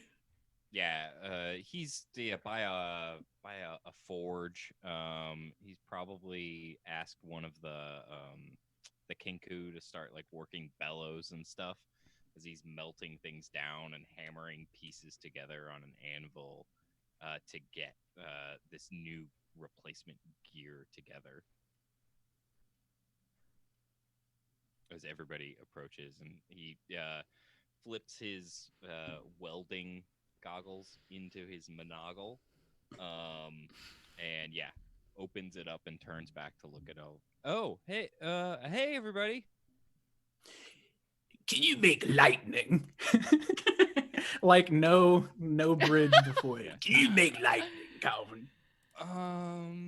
Not like big lightning, but I can do this. And he's got his giant steampunk gauntlet on his left arm, and electricity begins crackling across all of the fingers and knuckles up and down the gauntlet. Oh, perfect. I grab your wrist and put your hand on this flesh golem, this screaming horned, like tubed golem. Okay. Uh, Shocking grasp. as you shocking grasp his foot, and this kind of smoke drifts off, and you hear the crackle of electricity makes contact with the skin, and it appears to close the wound. He goes, "Ooh." Gives a thumbs up. Roland, it smells. Can I let go, please? Yes. Calvin, we are in hell. I'm afraid we will have to get used to this. Oh, okay, but this is a lot right now. I'm glad we helped him. Just through the mouth. Through the mouth. And you hear this like group of red caps behind you going like, "Oh man, now we can't do the Mickey anymore." You just hear from this mass of hair that's just over your shoulder, just mumbled, "I really want to punch them so bad." Me too. Everyone does. Everyone could use a good punch right now. Punches all around. I mean, just some of us. I don't know. So Roland like pats this sloppy meat devil boy, and I'm imagining it's like when you touch a hairless cat, your hand kind of sticks to it a little bit, Oh, and he'll Yep. say, There, Mickey. You're fine. You're so fun. He kind of like nods, kind of thankfully and appreciatively at all of you, like, Well done, Petrified Aurelius. thumbs up.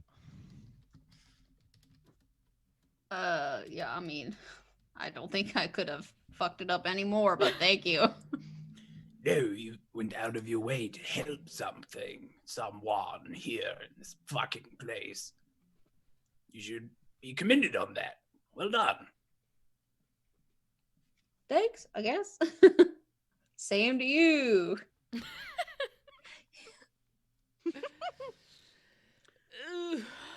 What a day. truly. Do you need me to zap anything else, or can I go back to? Oh no, making the please gear? go back to making the machine work again. Thank you very much, Calvin. Oh yeah, no problem. We're all in this together. Oh crap. No, Hammer, we're hammer, not. hammer. No, we're not. I don't want to be. And so yeah, Calvin can finish up hammering this thing together and try to insert it into the machine. Yeah, so Excellent. swap it out, insert into the new one. And then you see Clank, who's the slightly shorter one, starts to turn the key in the ignition, and you hear it rev up. Woo! Round of applause. Yay! You Mad see- scientist laugh emanates from Calvin. yeah, and they like rev the gas, and suddenly you see fire shoots out of the back tailpipes. Can I try, guys? Yeah, are we gonna get to ride these things around hell? Cause damn. Mm-hmm. And they're like, and they're super excited because they're very proud of their work. And they're like, "Oh yeah, come here, look!" And then that thing, as they point to this big buzzsaw that's on the ground, that's called the Demon Ripper. Do we get to put that? Are we gonna put that thing on this now too? Yeah. Yeah. Yeah. Sweet. And so Calvin begins to mad scientist out. Yeah, Calvin is definitely leaning into mad scientist real hard right now. Yeah, good luck reining him in. I'm gonna dress for the part. I'm gonna start rubbing some like what's it called? Grease, like Grease, engine grease or oil or whatever on my face and like start dirtying myself up, rough and tumble, match the ride, you know? And I put a little bandana around my face and I'm ready to fucking ride, bro. Hell yeah. Hate it. Hate all of this. He's so good. I love it though. I love everything that's happened this episode except for the toenails. The only reason Melody is excited about having a car is because maybe there's a hatch, so no more toenails. Like that's the only reason. The only good thing that's happened this episode. Everything else has Calvin been terrible. turns it into a convertible. They're June buggies. You monster! Yep. I can't believe I just looked at our character sheets. I can't believe Melody is younger than Calvin. But yes, here we are. Really? Oh my god. What, by like He's a way year? younger than Kaylee. 2 too. years. Year or two, yeah. Melody is 18. I'm 84. Yeah. Sick. Sick, bro. And so after M takes a breather, what does she do?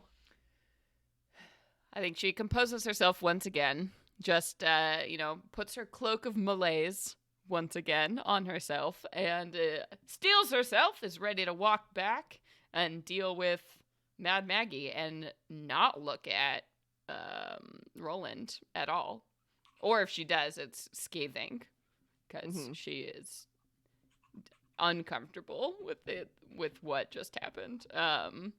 And feels guilty and awful, but whatever. She's got a job to do, and she, as always, can't worry about other people because she's got bigger things to deal with. Is what she has convinced herself is happening. So she's gonna kind of walk back into the garage, very icy. And I guess we just have to wait until nighttime, right? Otherwise. Eventually after you all spend some time milling around the camp and you all can kind of familiar yourselves around with what's going on and kind of get a feel for like daily operations. And it's about maybe a couple hours later when Mad Maggie comes back into the garage and she is holding this large jar of this kind of grassy, chunky looking liquid. Like, well, are you all ready? Wheatgrass? It looks like wheatgrass. Blended up wheatgrass. Oh, gross. Apologies. I'm unfamiliar with this ritual in particular. Can you explain a little bit about how this might work, just so we can ensure we are properly prepared to partake, of course?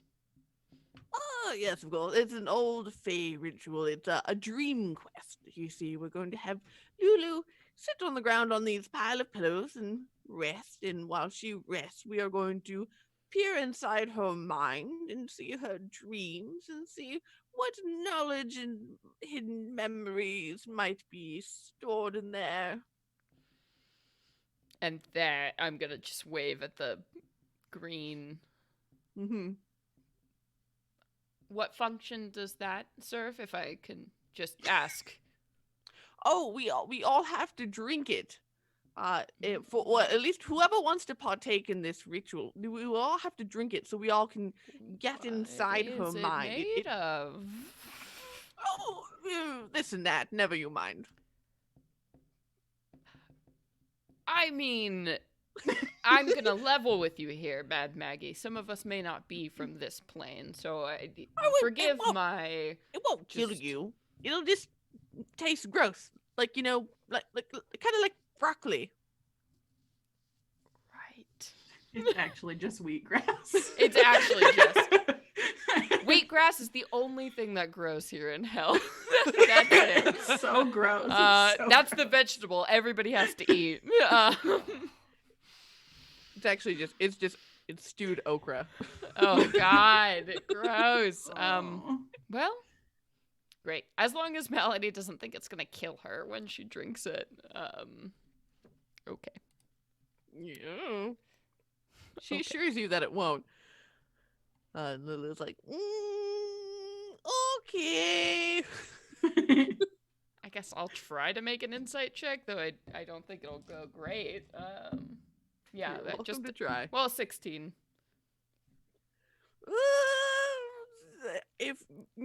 If she had wanted to kill you, She probably would have done probably it. would have already done it. Yeah.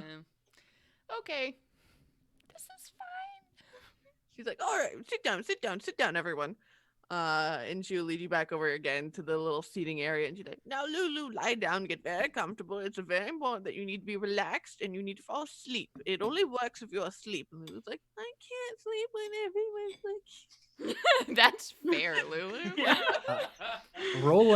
Roland will be like, I think I'm going to abstain from the visions. I'll try and comfort Lulu instead. and he'll like sit next to the pile and take off his gauntlet Mhm. Aw. and put his hand between Lulu's ears on her head and just kind of rub his thumb between her eyes and whisper sweet things like, Doing fine, Lulu. Thank you so much for helping us like this. It It's feels like okay. chinchilla fur.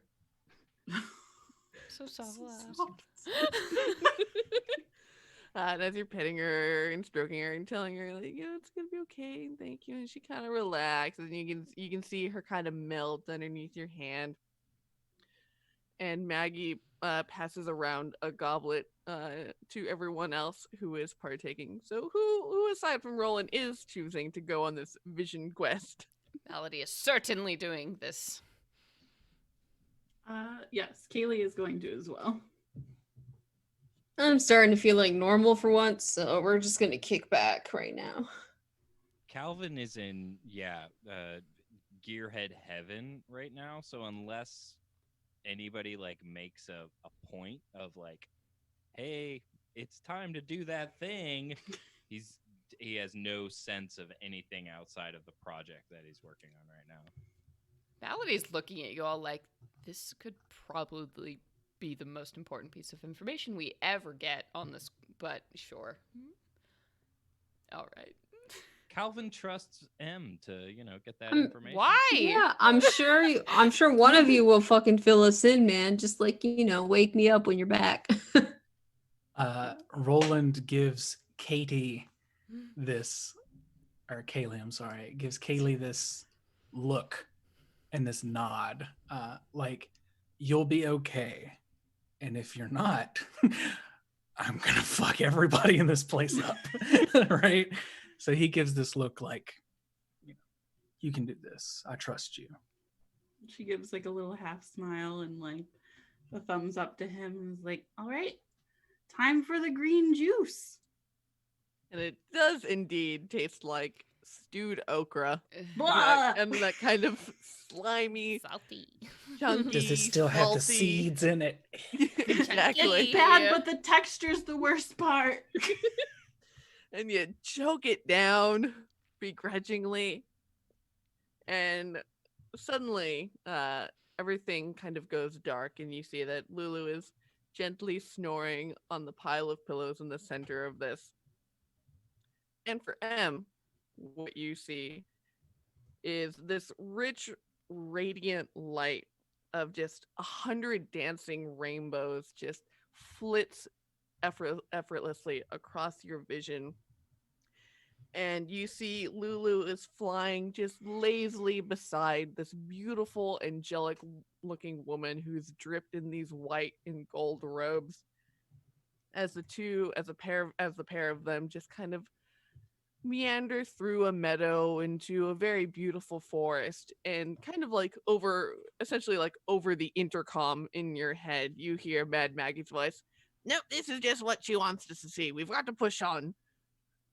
Kaylee, you see something very different. And we'll find out what it is next time. Oh, jeez. I just get the pretty pictures. Why? No, heck. Pretty Oh, pictures. dag nabbit. Ow. Subconsciously, tradesies. Okay. Well, my friends, Oh, thank boy. you. This has been a day. We've had so many wonderful character moments. That was such juicy stuff. For those of you listening at home, come find the VOD to see what face Sage just made. Yeah, it was. Oh, yeah. Well, I have been your storyteller this evening, Sage. I am Celeste, and I have been your tiefling wizard, your wizard in distress, Malady. We go right after each other. Yay! nowadays. Shut up, I am- Roland! Stop! You don't know You my can't life! escape.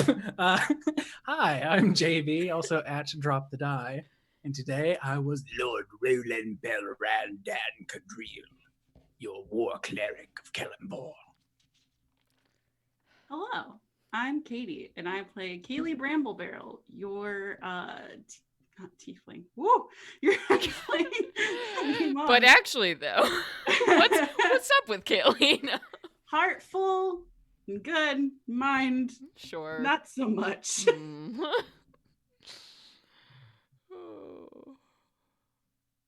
Cool. I'm Naseem, and I played your oh my god, a dwarven fighter, Erroneous Dohard.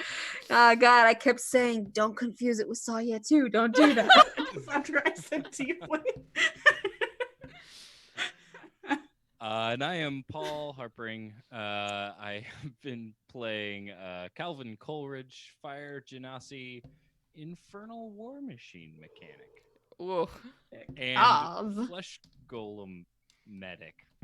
Flesh What can't you do, Just made Calvin? Damn. That You're all name over the coming place, along. Calvin. What can't you fix? Always Jack bring an of all artificer. trades. M's heart. For real, though. That's the real quest. we're Uh, on. It's true. It's true. Well, my friends, I'm so excited to play this again in 2 weeks. 2 weeks. That's too long. I do have to say, before we go, I have a Kickstarter that is running right now. That also Katie is the interior artist for this whole Kickstarter. We have like 12 hours left. I'm trying to look at it right now. Something like 14 hours left to back the Ultimate Guide to Hair on Kickstarter, which is a over 60-page D&D supplement that includes new subclasses, magic items, monsters, races, everything. I'm gonna go ahead and drop that link right here in the chat because we're less than $300 away from hitting our next stretch goal, So which would close. be really, really awesome if we could get there before this Kickstarter closes. So go check it out. It's only $15 for a PDF that's over 60 pages long and fully illustrated by Katie, who is amazing.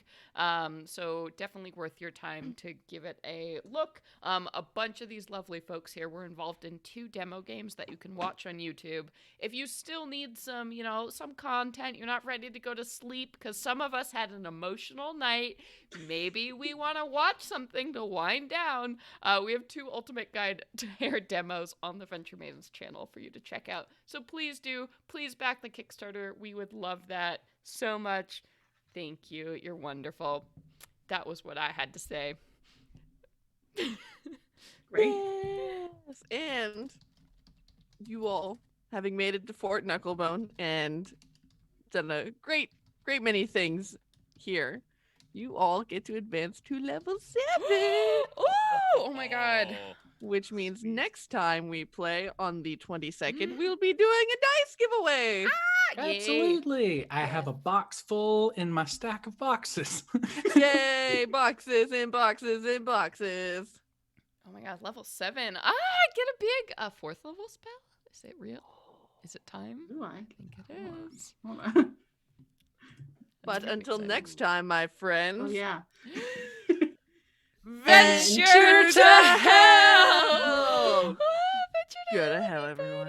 Oh my god. Go to hell for real. Go to hell. Okay. Okay, bye.